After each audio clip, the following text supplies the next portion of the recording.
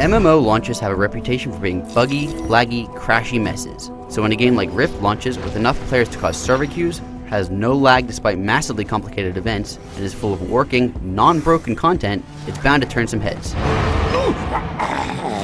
Rift isn't super creative or experimental, but it is huge, complex, and very, very polished.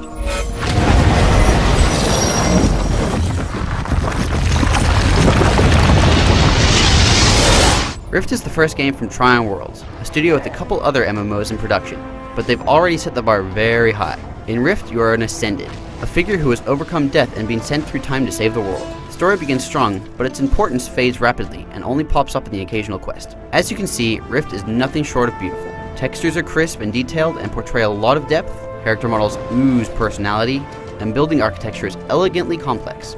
Rifts, the game's namesake, make an impressive impact as they tear the sky open and spill out monsters. But while Rift is beautiful, it's also unoriginal. Other than the Rifts, which are just modified versions of Warhammer Online's public questing system, and the Souls, which are complicated talent trees, there's not a lot that Rift introduces to the MMO genre.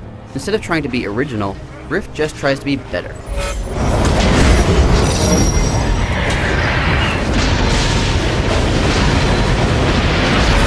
For the most part, Rift succeeds in being better. Everything in Rift is polished. Questing, although a little on the stale side, gently pushes you through the world at a fairly even pace. The Rifts are genuinely fun to participate in, and the evasions can be a total blast.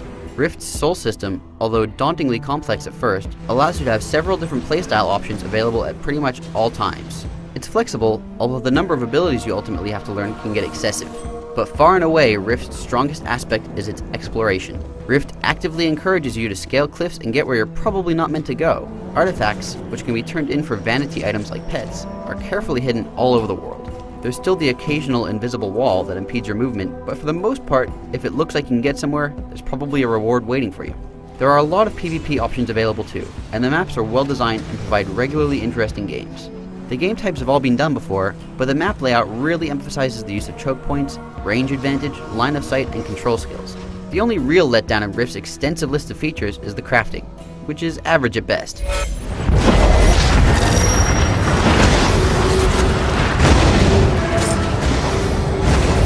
Deciding to focus on making a really good game rather than a really new one was a good choice for Tryon. Rift is a genuinely great MMO and has probably had the strongest launch in recent memory.